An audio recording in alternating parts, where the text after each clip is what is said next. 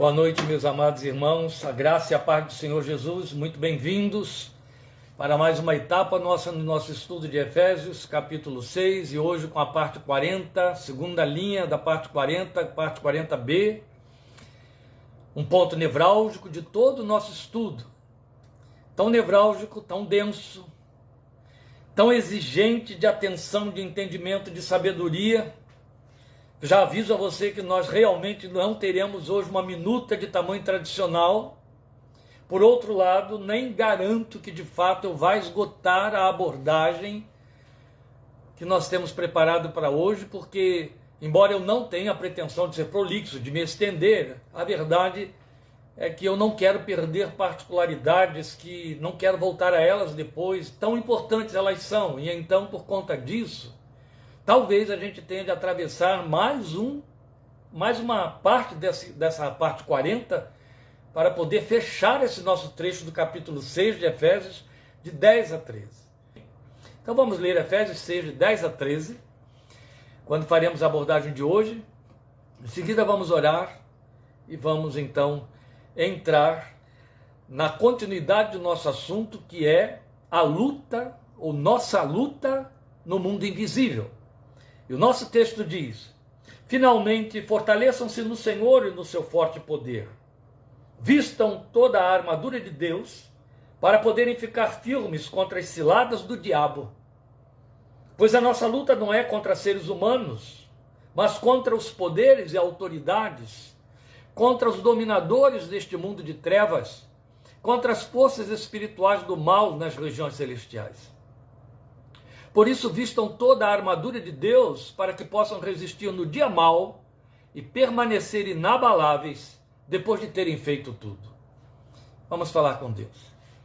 Pai, o que estamos em nome do Senhor Jesus te rogando neste momento é que o Espírito de graça, de sabedoria, de controle do Santo Espírito de Deus esteja sobre nós e sobre teus filhos que estarão acompanhando este estudo, quer agora ao vivo, quer posteriormente. De maneira, meu Deus, que a tua palavra seja a luz que espavente as sombras que envolvem este assunto no cenário da igreja evangélica destas últimas décadas, e especialmente no Brasil, através de tantos mentores de fábulas enganosas na área da demonologia, seja escrevendo, seja através de vídeos, seja através de pregações ou através de cultos pictóricos, verdadeiros espetáculos vergonhosos, que mais parecem serviços de prática de mensageiros das trevas com cara de evangelho, sincretismo religioso de última espécie e inquestionável. Mas rogamos que na tua misericórdia a tua palavra prevaleça sobre a igreja que estará ouvindo nestes dias este estudo, e especialmente hoje, de maneira que o esclarecimento da tua palavra venha, a iluminação, a luz que procede de ti venha, esclareça, posicione, limpe, liberte a mente, o coração e os sentimentos dos teus filhos e filhas. E perdoe também a graça de Jesus todos aqueles que se deixaram contaminar e levar por fantasias, por sensacionalismos e até por vaidades em torno deste assunto com suas distorções. Ensina-nos e permite que a tua palavra, tal como foi escrita, prevaleça sobre a nossa fé e adite em nome de teu santo Filho Jesus. Amém. Hoje o nosso enfoque, meus queridos, está no verso 11. Veja, nós vimos semana passada o sentido de fortalecer-se no Senhor, mas agora nós somos apresentados aos atores da luta na qual nós estamos engajados. Como dissemos, não há neutros nessa batalha, nessa guerra, nessa luta, mas não é uma luta em que você, ainda que não esteja fazendo um ataque, não fica passivo. A verdade é que a luta existe, é Satanás quem a promove, e nós estamos nesse cenário. Mas não somos os únicos atores desse cenário, é evidente que não. Há aqueles contra os quais lutamos e temos que lutar na linguagem do apóstolo. São esses que estamos chamando de atores na luta. Então o verso 11 nos apresenta uma espécie de desdobramento do significado daquele fortalecer-se no Senhor e na força do seu poder. Por que o verso 11 nos apresenta o que parece um desdobramento? Eu não estou afirmando que seja um desdobramento, mas fica muito evidente para nós que é um desdobramento. É o que Paulo chama de toda a armadura de Deus. É isso que eu estou chamando de desdobramento do fortalecer-se no Senhor. Toda a armadura de Deus. Ele vai se referir a ela de novo no versículo 13, vejam aí. Por isso, vistam toda a armadura de Deus. E dá a mesma ênfase no artigo. Então é evidente que se trata de uma das suas célebres e sempre bem usadas metáforas didáticas. É claro que é isso. E a nossa atenção então deve voltar-se para um detalhe. Veja, ele poderia ter dito assim: vistam a armadura de Deus. Teria dito, a princípio, o que pretende. Vistam a armadura de Deus. Nessa luta, não foi o que ele tinha dito para nós? Fortaleçam-se no Senhor do seu forte poder. Vistam toda a armadura de Deus para poderem ficar firmes contra os cilados do diabo. E aí no 12 ele vai dizer, pois a nossa luta não é contra seres humanos. Então bastaria ele ter dito, no 11 e no 13, vistam a armadura de Deus. Mas ele dá ênfase a este artigo aí. Vistam toda a armadura de Deus. É um reforço que é mais do que ênfase. Porque, na verdade, é um detalhe de orientação precisa. Exatamente porque, a começar no versículo 14 e indo até o 17, ele nos apresenta em linguagem metafórica. Por que eu dei esta ênfase? Você vai entender rapidinho, se é que já não entendeu.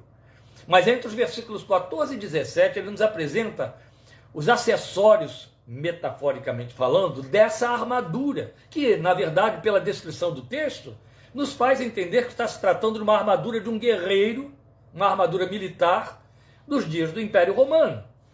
E esses acessórios dessa armadura militar de um guerreiro romano estão em evidência, porque ele quer com isso significar que nenhum deles pode ser dispensado. São interdependentes. Então, por que é toda a armadura de Deus? Começa pelo fato de que é a armadura de Deus. Logo, é uma armadura que tem em Deus a fonte e a causa. Mais do que isso. É uma armadura que Deus nos oferece. Agora, quando estamos dizendo aqui que os acessórios que a compõem não podem ser dispensados, o que afirmamos é que você não pode fazer uso de um acessório e abrir mão de um outro, ou de qualquer outro, ou dos outros. Porque aquele lhe é mais simpático ou parece que é o que você necessita. Não existe isso. Daí a pertinência da ênfase. Toda a armadura. Nada pode ficar de fora. Você sabe muito bem.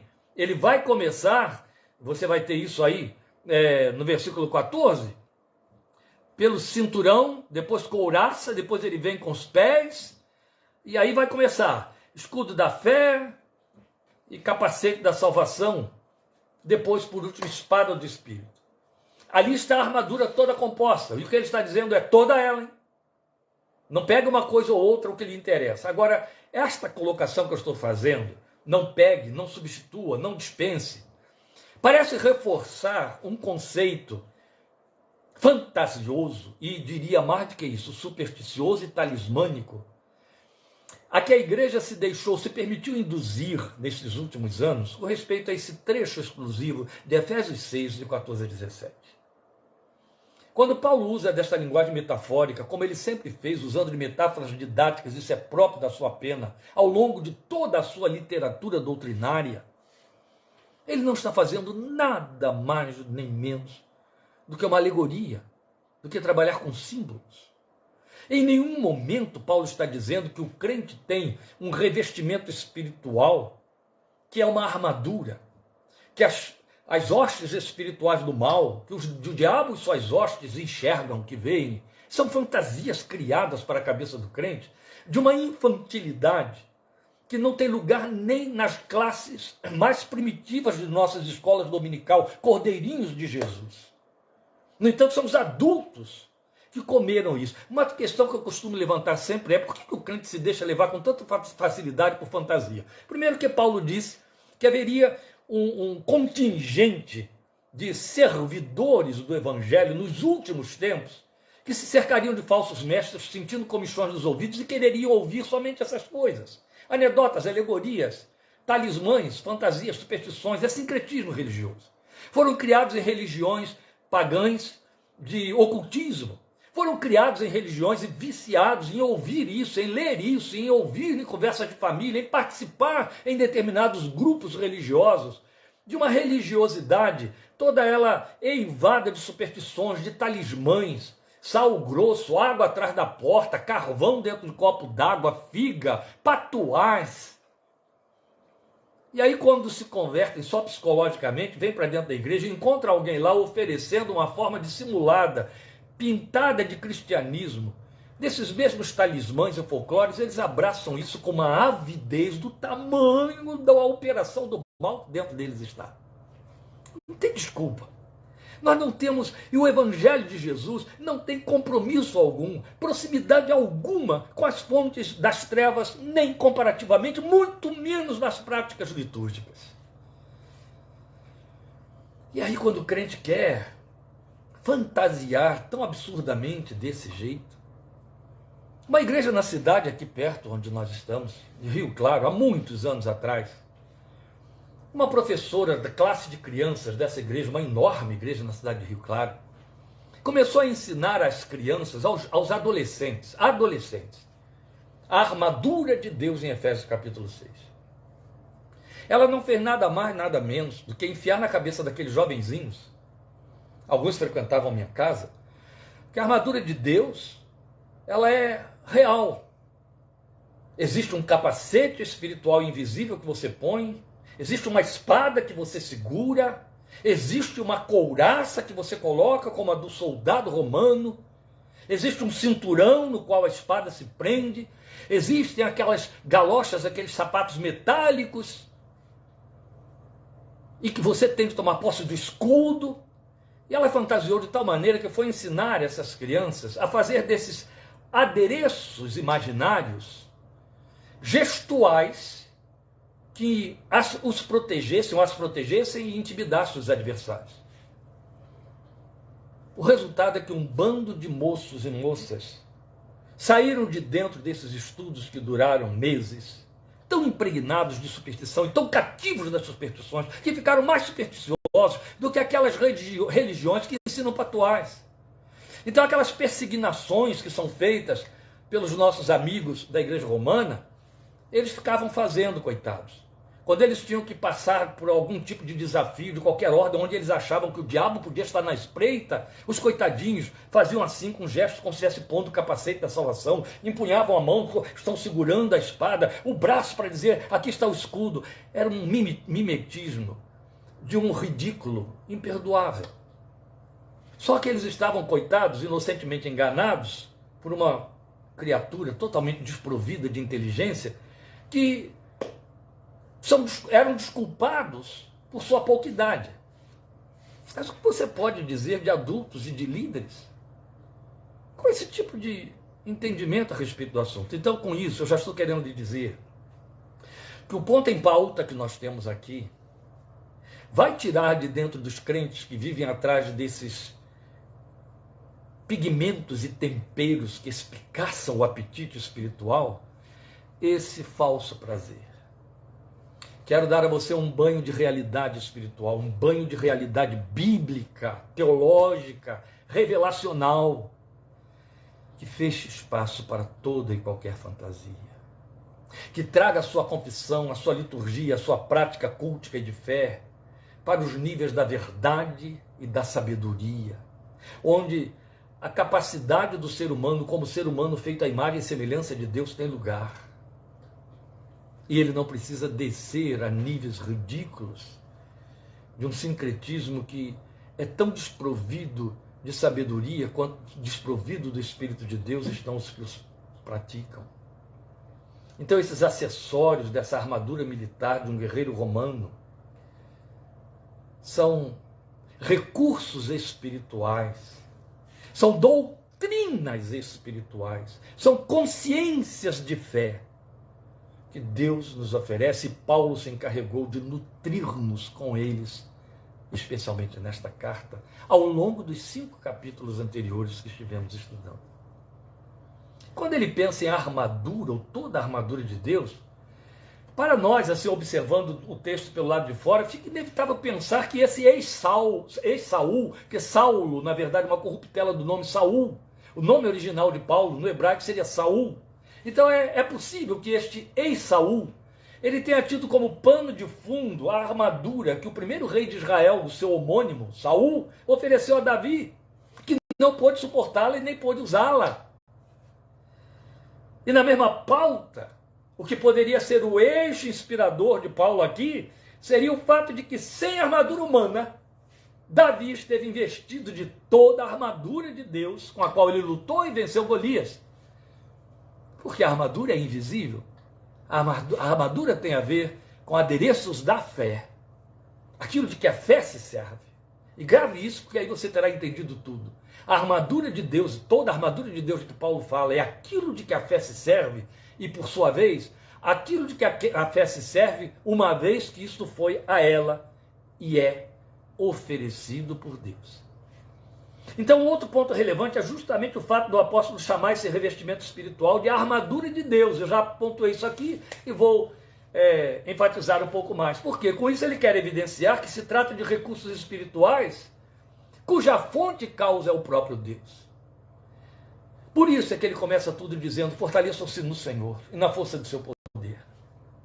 E aí então estamos chamando de redundância a armadura de Deus, porque agora ele vai tratar dela para dizer: olha o que ele te oferece e que você deve usar, e isso vai significar que você está se fortalecendo nele.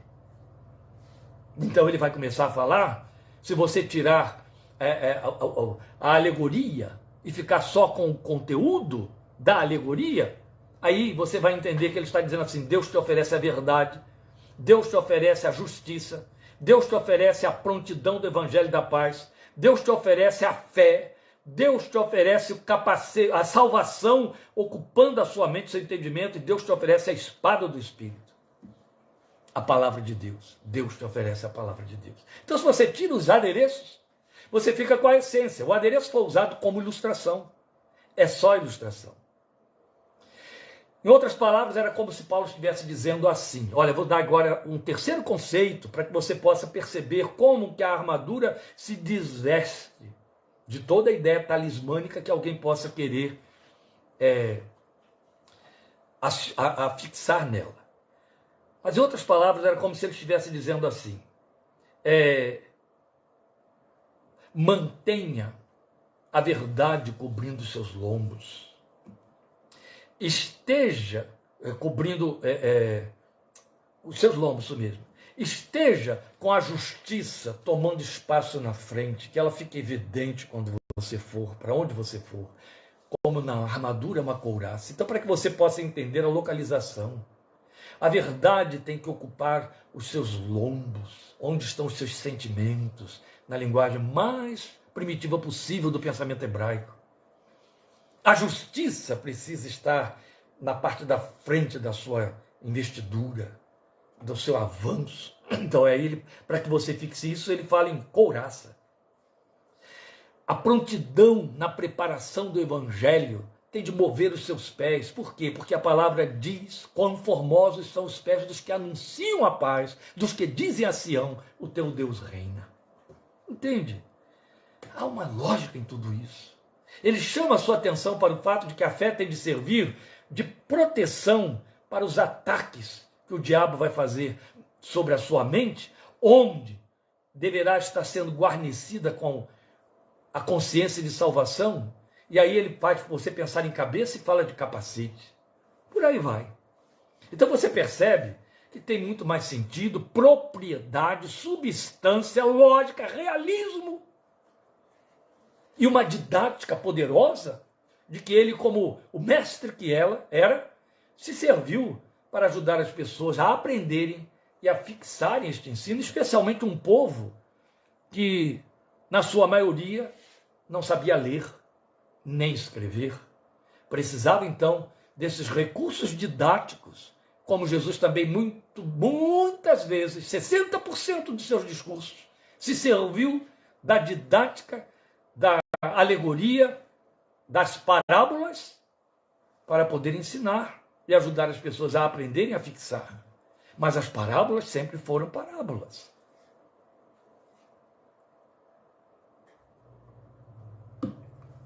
É o que Paulo está fazendo aqui. Agora, antes de analisarmos a metáfora, porque isso é uma tarefa que garantidamente vai ficar para as próximas minutas, hoje é impossível, até começá-las é impossível, mas antes de então examiná-las, a nossa atenção deve se voltar para o alvo do armamento, de que fala o versículo 11. O versículo 11 diz, vestir toda a armadura de Deus para ficar firmes contra as ciladas do diabo. Então qual é o alvo? Ficar firmes contra as ciladas do diabo. Essa ideia vai receber reforço no versículo 13. Ele diz assim, para que possam resistir, ênfase para o verbo, resistir no dia mau e permanecer inabaláveis, ênfase para o adjetivo. Permanecer inabaláveis, ou para o substantivo, inabalados seria o adjetivo. Então veja, no versículo 13, vistam toda a armadura de Deus para que possam resistir no dia mau e permanecer inabaláveis depois de terem feito tudo. Então se você junta o 11 com o 13, você tem o propósito dessa metáfora. O propósito dessa metáfora é ficar firme contra as ciladas do diabo, é resistir no dia mau, permanecer inabalável depois de ter feito tudo. Então agora nós temos, para o contra as ciladas do diabo, ou para reforçar o conceito de estar firmes, nós temos dois reforços. O verbo resistir e essa locução verbal aí, permanecer inabaláveis. São dois reforços. Ficar firme, resistir e permanecer inabalável. Então os três nos evidenciam o nosso lugar na luta no mundo invisível. Não perder posição. Percebe o que estamos dizendo aqui? Qual é o nosso lugar na luta no mundo invisível? Não perder posição. É isso que você consegue depreender do versículo 11 e do versículo 13. Na verdade, depreender faculta a ideia de que é uma interpretação. Não, Paulo está dizendo categoricamente isto. Nos versículos 11 e 13, ele está afirmando que o nosso lugar na luta é não perder posição. Então vamos nos lembrar da advertência de Jesus à igreja de Filadélfia, em Apocalipse 3:11. Ele chega para a igreja que praticamente ele elogia, chega para ela e diz assim, guarda o que tens, para que ninguém tome a tua coroa.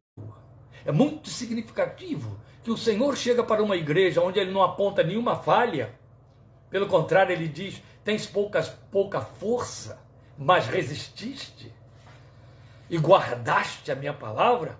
Chega para ela e diz, guarda o que você tem, para que ninguém tome a tua coroa. Ora, Jesus está nos falando de uma possibilidade, a igreja perder posição, a igreja perder a sua coroa. Não estou falando da coroa cantada nos nossos hinos, inspirada num único versículo lá da carta de Paulo a Timóteo, quando ele diz, mas desde agora a minha coroa está guardada no céu. Não é isso, a coroa ali tem um sentido totalmente diferente dessa coroa que é glorificação, de que Paulo fala. Aquela coroa a que Jesus se refere à igreja de Filadélfia é a autoridade, testemunho, credibilidade. Então o Senhor está dizendo para ela, guarda isso que você tem. Guarda, porque tem gente querendo tomar essa sua posição, tirar isso de você. Que ninguém tome essa sua autoridade. O alvo do maligno é levar o crente a perder sua posição na fé. Eu não estou dizendo que é levá-lo a perder a fé, levá-lo a perder a salvação. Isso aí são substratos de más interpretações, de distorções da revelação da palavra de Deus, de pouco estudo e exame. Me perdoem colocar de forma tão direta, mas temos que ser sinceros e abertos e autênticos. Não é porque isso é o que eu penso, é porque nós aprendemos, é porque há uma escola de 12.000 anos de homens e mulheres de Deus que estudaram a palavra de Deus e que estão firmes na doutrina. Então o alvo do maligno é levar o crente a perder sua posição na fé. Sabe aquilo que vulgarmente a gente chama de ficar perdido no meio do tiroteio? Cego perdido no meio do tiroteio, é isso aí. O crente, na sua posição na fé, tem um revestimento de toda a autoridade do Senhor sobre os poderes do mal. Foi isso que Jesus deixou muito claro para nós em Lucas 10:19. Quando ele termina o seu ministério, se despede da igreja, você vai ter isso no que é chamado Grande Comissão, em Mateus capítulo 28. O Senhor chega para a igreja e diz assim, toda a autoridade me foi dada pelo Pai. Logo em seguida ele vai dizer assim, e eu lhes dou autoridade. É aqui em Lucas 10, 19 que ele diz, eu lhes dou toda a autoridade sobre serpentes, escorpiões e sobre toda a força do maligno. E nada, absolutamente, dá reforço com esse advérbio, nada absolutamente vos poderá fazer mal. Meus amados irmãos, os crentes mal informados a respeito das forças das trevas, os crentes mal informados a respeito dos poderes do mal, os crentes mal informados a respeito da doutrina bíblica sobre o Satanás e seus propósitos, os crentes enganados por mestres da demonologia, onde quase que na sua totalidade são instrumentos de engano na cabeça do povo de Deus, bastariam crer num versículo dos evangelhos, não é o único, mas neste seria suficiente para se tornarem adultos na fé, suficientes na fé. Lucas 10, 19. Porque não é uma interpretação dada por quem aprendeu de Jesus. É um registro de uma doutrina saída da boca do autor da fé.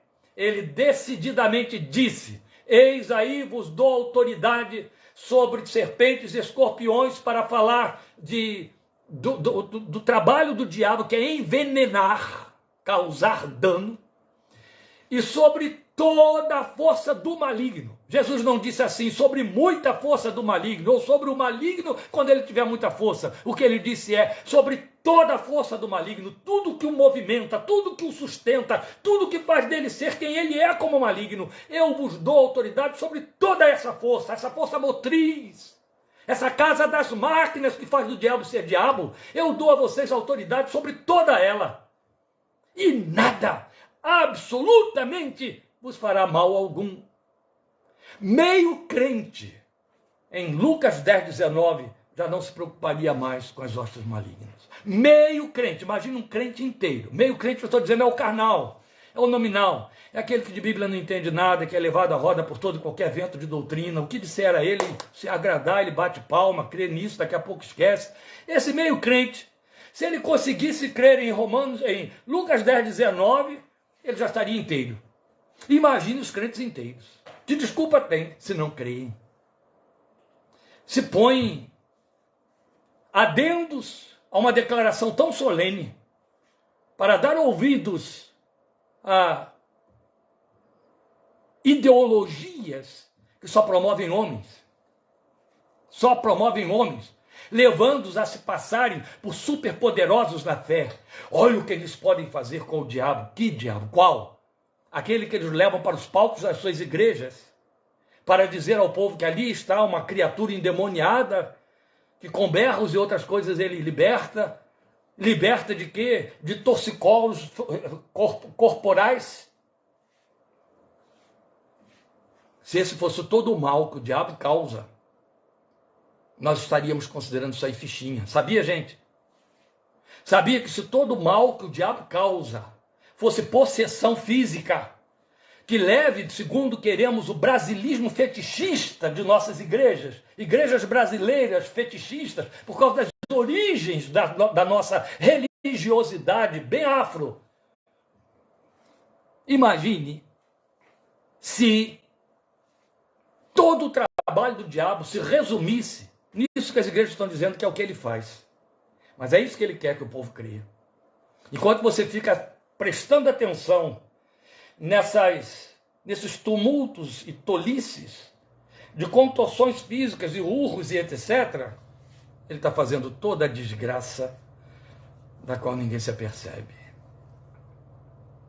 E que tem marcas muito mais sérias. Eu acho que Satanás e suas hostes, eu estou inventando isso aqui, mas me acompanhe nesse imaginário, se senta num palco e cai em gargalhadas quando vê o crente tão preocupado em se proteger de sombras, de feitiços, de perigos ocultos, de demônios que podem estar escondidos atrás de imagens, de estátuas, atrás de símbolos, de comidas.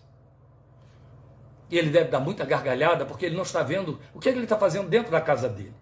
Levando o filho dele para a prostituição, para as drogas, a filha, outro tanto.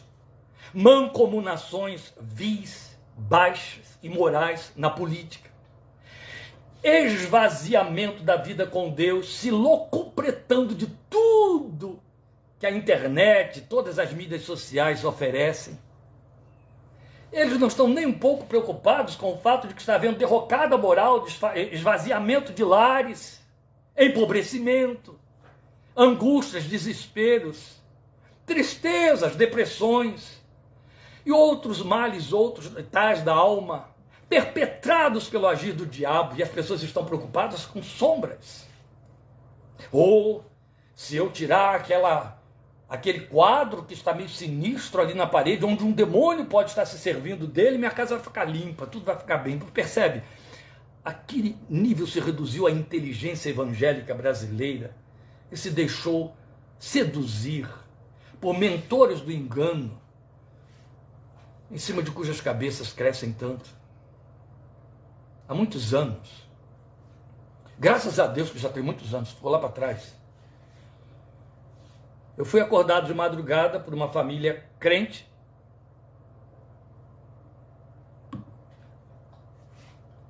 que pediu que eu corresse à sua casa, porque a dona da casa estava endemoniada. Assim me disse a sua filha. O que está se passando? Minha mãe está andando de quatro por dentro da casa, urrando e quebrando coisas. Estou indo para aí. Fui. Cheguei lá, devia ser umas 6 da manhã, já tinha lá uma meia dúzia de 8 crentes. E aí eu já parei do lado de fora, chamei o marido, as filhas, e perguntei o que vem acontecendo, desde quando e há quanto tempo. E o que aconteceu hoje? Não, ela foi dormir ontem, muito aborrecida, teve brigas aqui em casa, a coisa foi muito séria e hoje acordou assim. Tá bom. Aí, onde está? Está ali na sala, tem uns crentes lá já orando, os irmãos. Eu abri a porta, eles estavam todos sufocando a pobre coitada que estava num sofá, estavam ali à volta dela. E eu disse, por favor, meus irmãos, eu quero pedir que vocês me deixem passar. Aí eles abriram um espaço e ficaram em oração. Eu cheguei até a coitada, que estava no divã, urrando de fato. Eu disse, não, eu estou pedindo para os irmãos me deixarem passar, mas ficando do lado de fora. O irmão quer que a gente fique ali atrás? Não, eu quero que vocês fiquem lá fora, fechem a porta, me deixem aqui sozinho com ela. Eu não queria ninguém perto, para que os males que estavam acontecendo cessassem. Chamados males das sugestionabilidades. Aí chamei ela pelo nome, sentei do lado dela e comecei a conversar com ela, e depois de uma boa conversa, orei por ela sem fantasiar, fazendo a oração que cabia a uma cabeça pensante. Não tinha demônio nenhum ali, evidente, né? E aí, saí para o lado de fora. A essa altura os crentes já tinham desistido e tinham ido embora, ainda mais que ficaram se sentiram insultados, uma vez que eu preferi ficar com os diabos do que com os crentes, já que eu pedi para eles saírem, eu fiquei ali, né? Com a mulher que estava endemoniada, segundo eles. E aí conversei com o marido e conversei com as filhas e disse, vamos levá-la agora à sua médica para que ela renove o receituário, porque o que está acontecendo aí é um déficit do que ela estava de fato recebendo como acompanhamento.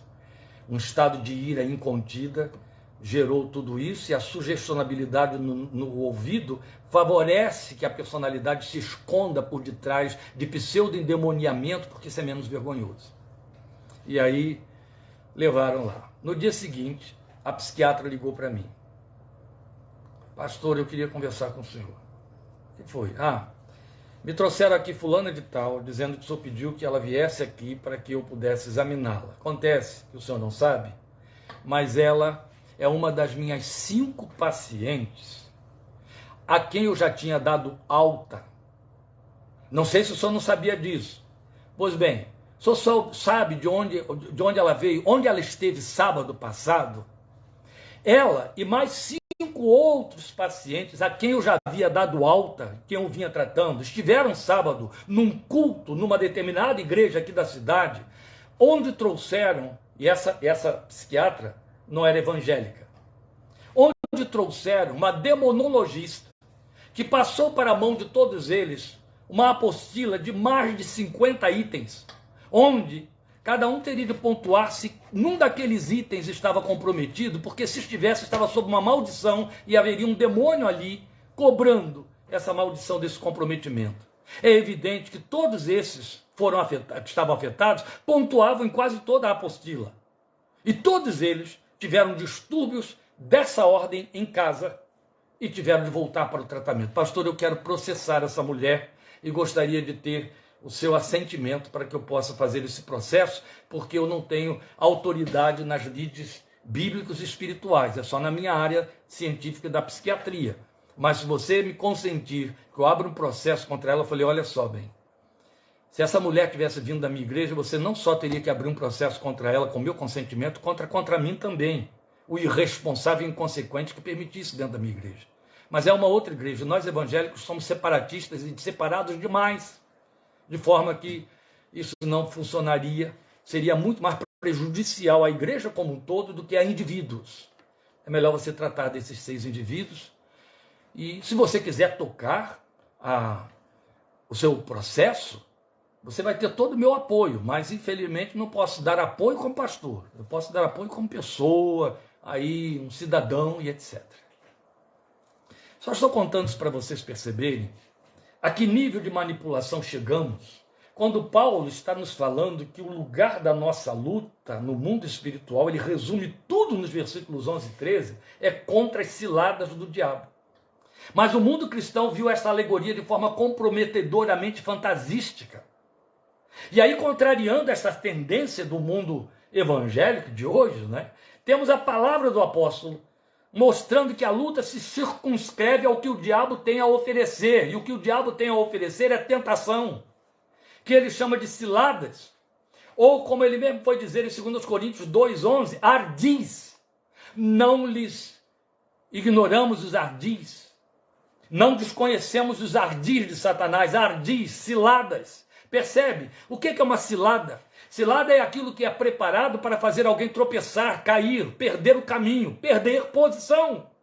Todo o propósito de Satanás é desviar a igreja do seu alvo. Porque desviando ela do seu alvo, ela não exerce autoridade contra ele, ele fica à vontade.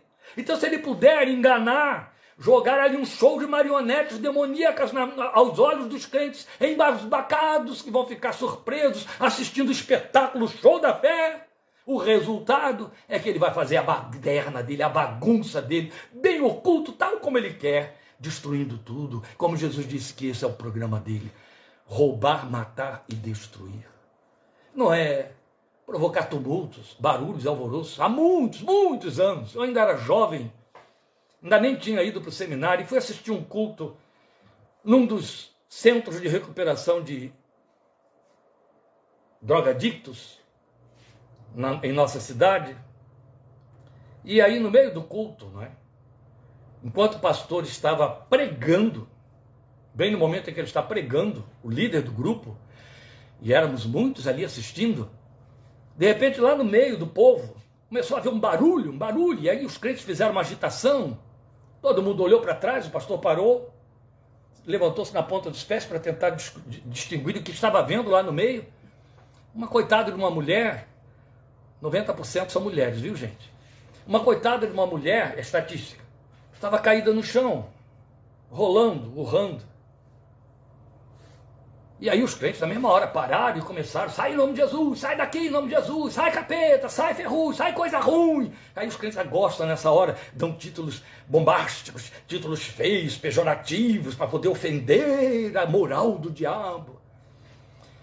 E aquele alvoroço começou ali. O pastor gritou lá da frente, gente, olhem para mim. Aí todo mundo olhou para ele, né? Olha só, o que está acontecendo aqui é a palavra de Deus está sendo desviada do seu propósito para que um bando de espectadores fique dando atenção às palhaçadas de um possível demônio aqui entre nós. Se Satanás estiver agindo aí nessa mulher, não vamos dar a ele o que ele quer. Eu vou continuar pregando, vocês vão deixar ela gritando, batendo aí no chão e vão prestar atenção na palavra de Deus, porque se for demônio mesmo não vai aguentar, ele vai embora, porque ele não vai suportar ver os adoradores adorando o cordeiro que foi crucificado e o matou, e o destruiu, e o despojou. Vou continuar pregando a palavra. O povo se ajeitou, né? Eu acho que se alguns pudessem eu pedir, tem misericórdia, perdoa, desculpa pastor, que vergonha, foram se ajustando e ele continuou a pregar. Não teve mais alvoroço, não teve mais tumulto. Ouviu-se um pequeno pranto, um choro baixinho. Era a mulher sentada lá no seu cantinho, chorando, envergonhada. E sossegou até o fim do culto, depois foram cuidar dela. Ele foi muito sábio. Ele teve discernimento. Ele sabe a que Satanás vem. E obtém o que quer. Tirar os crentes do foco, tirar da posição, fazer perder a posição. Essa é a verdade. Então não envolve, em hipótese alguma, ciladas do diabo, não envolve esse quadro apimentado folclórico com que o pintam os que pretendem sensações ou fortes emoções. Repito o que tenho dito várias vezes, apesar de saber que isso provoca revolta em muitos que ouvem, mas que se revoltem, desde que sejam confrontados com a verdade. Denominações inteiras surgiram neste país a partir da década de 70 em função do diabo.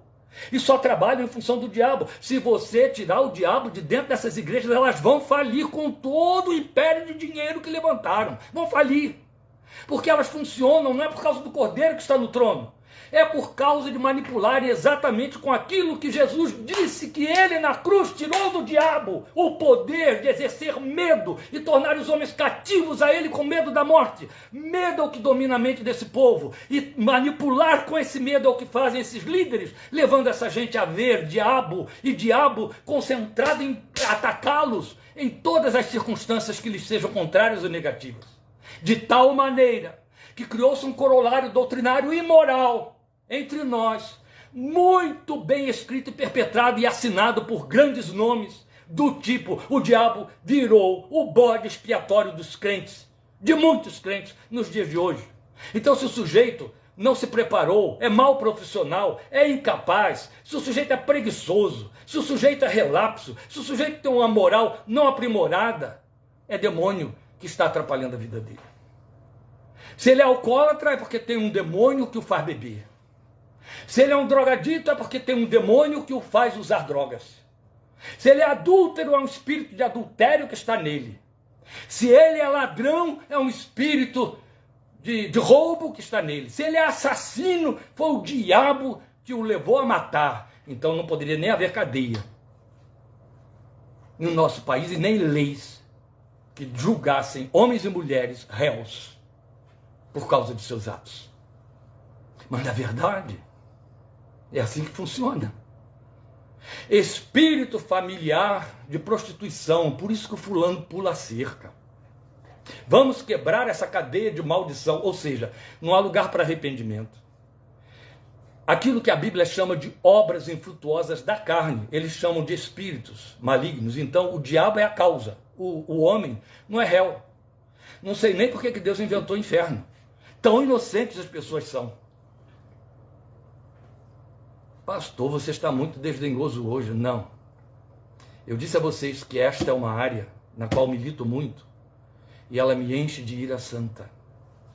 Porque eu sei que estamos cercados de manipuladores do engano, que atendem exatamente ao que o espírito das trevas quer. O espírito do anticristo quer preparar um povo com o nome de povo de Deus para a apostasia. E a apostasia é engano. E quem promove o engano é Satanás. Mas ele tem seus instrumentos. Mesmo porque isso espicaça as emoções. E aí, medo, escravagismo de medo é o que está afetando e afeta e engessa homens e mulheres. Sabe por que você cai em pecado? Satanás te tenta em cima de algo que lhe pertence. O que pretendem enfiar na cabeça dos crentes é que o diabo inventa o pecado e põe dentro de você. Não.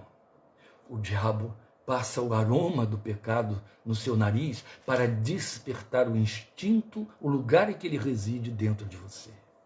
Esta é a razão porque Deus disse para Caim: o pecado jaz à porta, mas a você cumpre dominá-lo.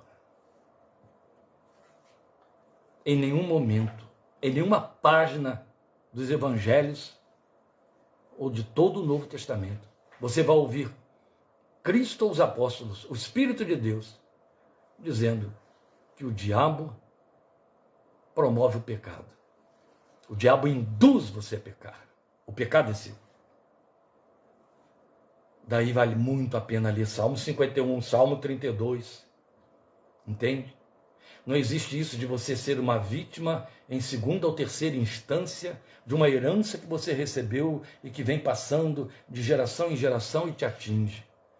Isso faz de você um pretenso inocente, uma vítima em lugar de réu.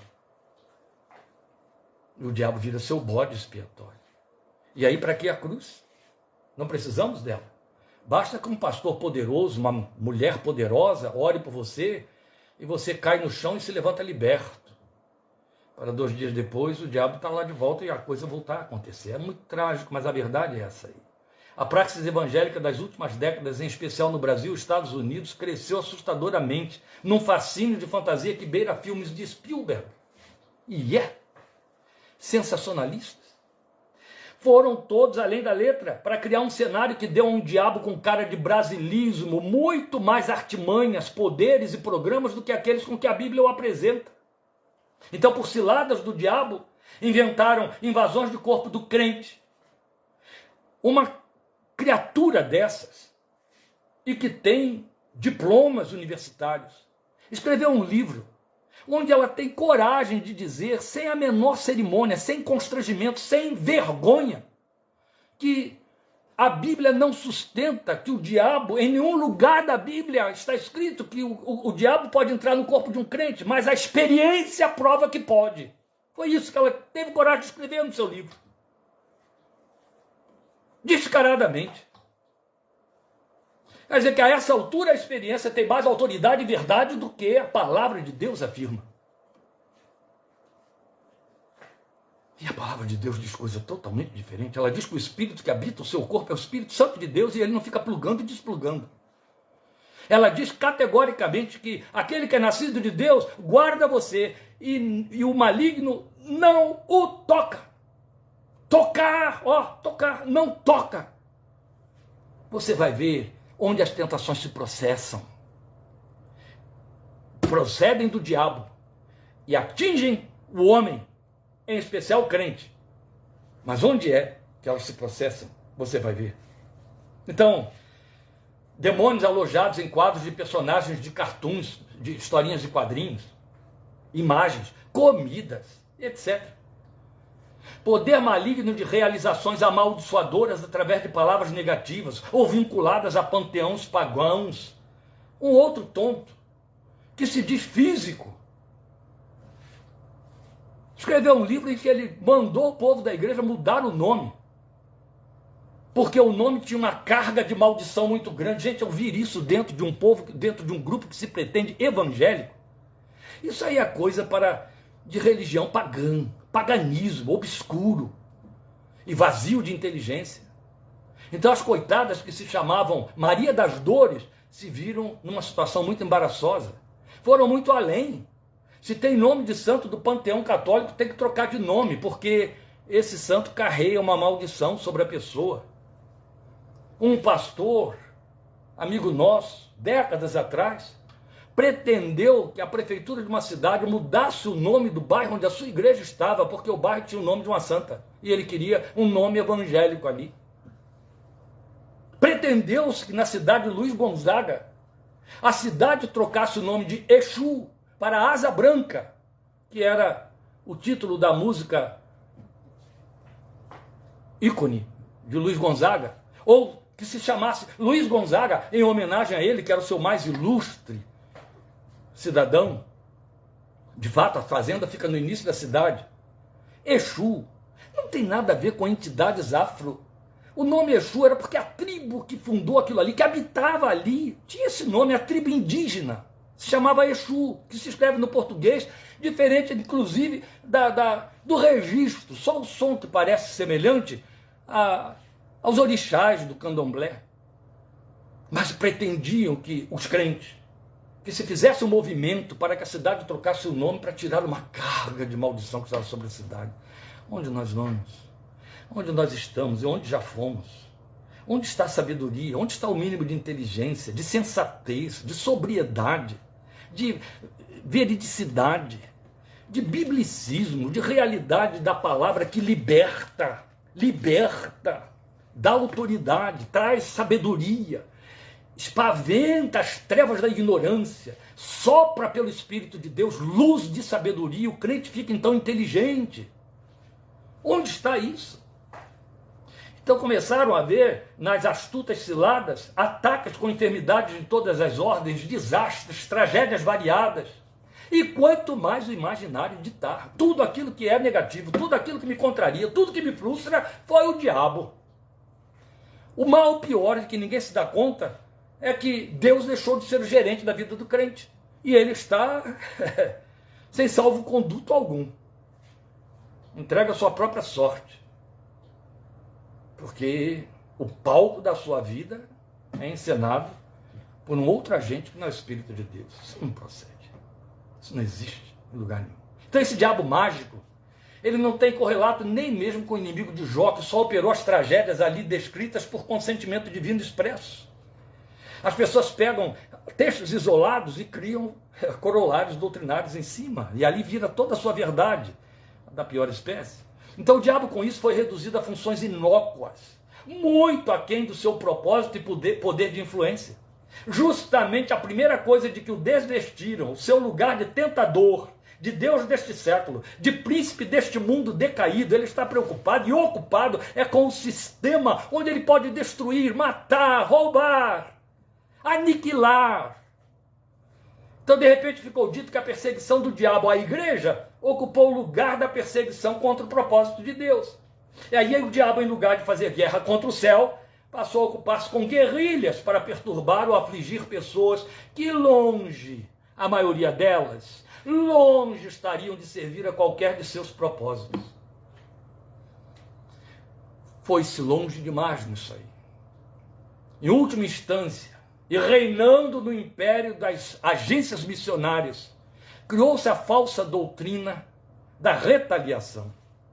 Você não encontra em um lugar que seja da Bíblia, mas cresceram nela, de maneira que alguns crentes ficaram intimidados de fazer algum enfrentamento, de fazer evangelismo por causa da retaliação, porque o diabo vem depois. Onde está Lucas 10:19? Cadê a autoridade e a verdade do Senhor da vida?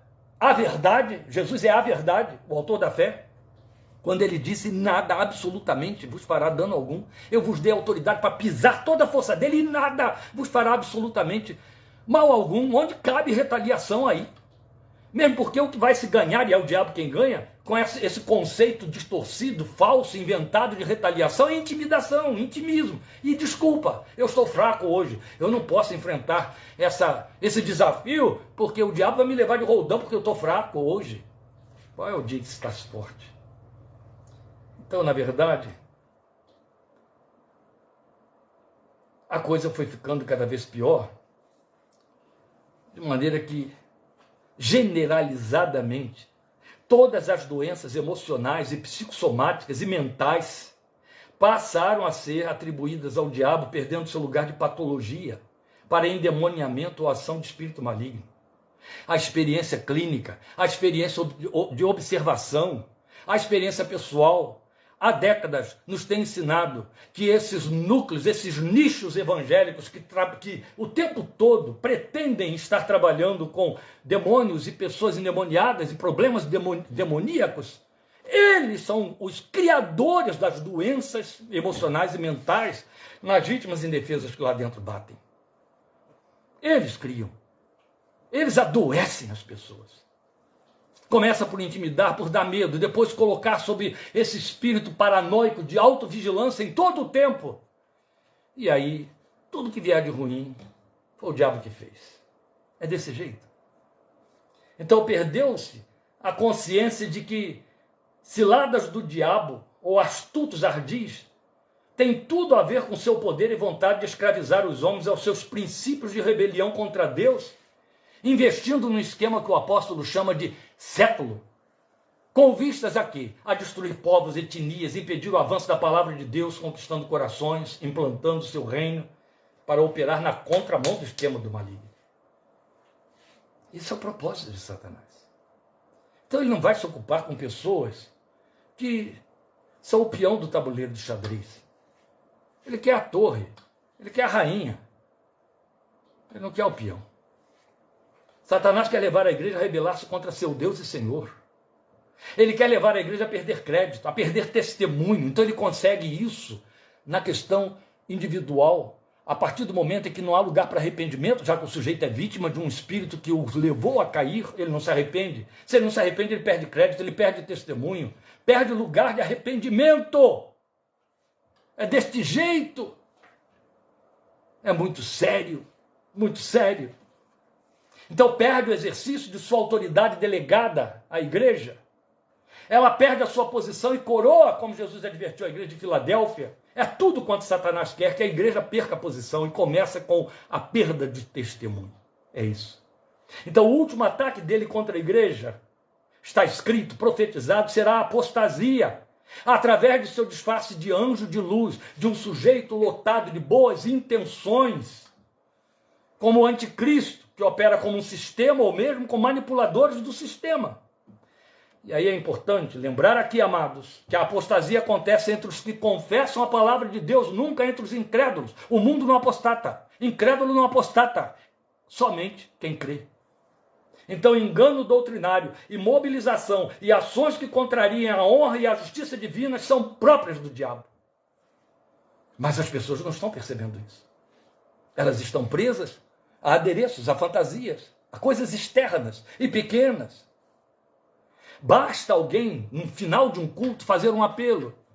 Vem aqui para a gente orar, para que você fique livre de toda a operação do mal, e esta semana o diabo não te alcança, mas não fica um no banco. Já pensou como estamos suscetíveis a essa operação do mal? Onde as promessas, onde as garantias, onde a segurança, onde o Espírito de Deus, onde o anjo do Senhor que acampa-se ao redor dos que o temem e os livra? Onde essas verdades estão? Em que promessas estamos firmes? Ainda que cantemos firmes nas promessas do Senhor Jesus. Onde estão? Que coisa séria é esta? E grave. Eu me lembro que eu pedia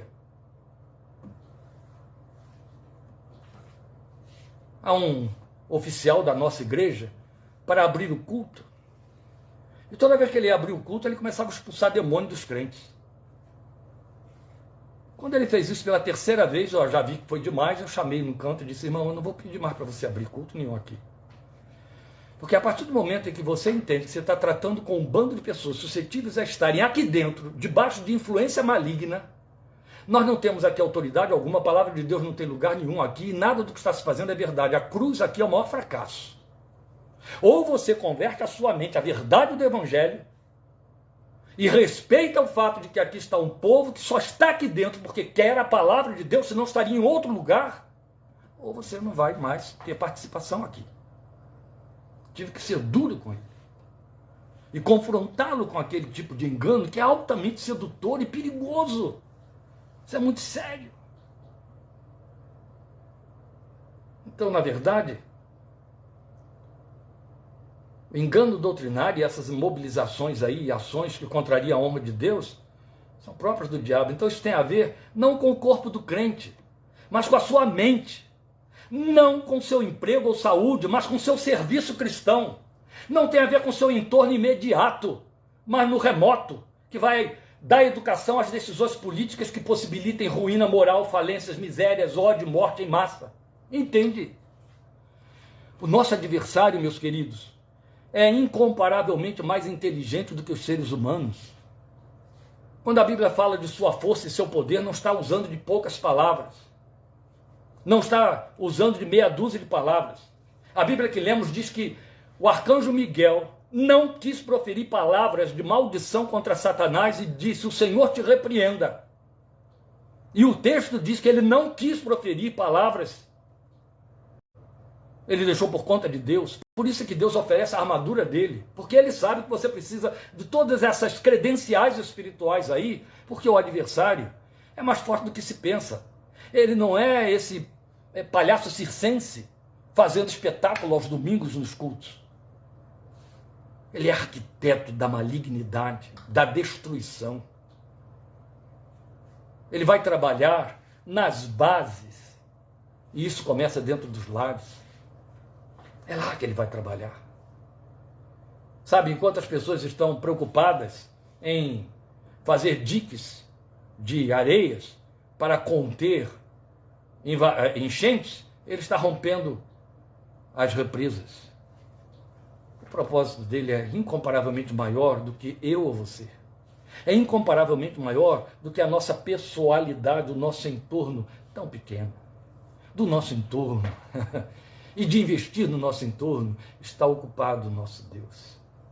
Então Paulo fala de uma luta que vai muito além de nós, do nosso entorno, da nossa vida e posição pessoais, para aquilo que é maior do que nosso programa pessoal de vida, meus queridos.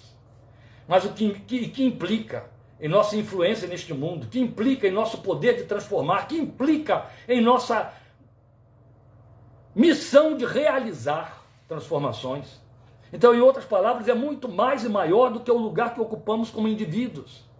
Aponta para o papel que exercemos ou podemos exercer nesse lugar a partir do nosso lar e em toda a história que nós compomos. É isso. Então ele vai nos alertar no versículo 12, porque, pois, a nossa luta não é contra seres humanos, contra carne e sangue, lá no original, mas contra poderes e autoridades, contra os dominadores deste mundo de trevas, contra as forças espirituais do mal nas regiões celestiais. Nós vamos retomar o nosso assunto, aí vai ser parte 40C, que eu não pretendia, mas vai ter que ser, queira Deus, quinta-feira que vem, a partir daqui, do versículo 12. E aí fecharemos essa parte C no versículo 13, para depois entrarmos nos aspectos da toda a armadura de Deus. Então eu convido você a estar atento, a rever o que você acabou de ouvir, repassar suas experiências, o que tem aí dentro de você, o que você já soube, as informações que leu, que ouviu e que acreditou. Reveja. Vai ouvir a palavra de Deus. E quinta-feira vamos dar sequência em nome de Jesus. Só estaremos juntos então, quinta-feira que vem, querendo Deus por sua graça, dia 13, amém?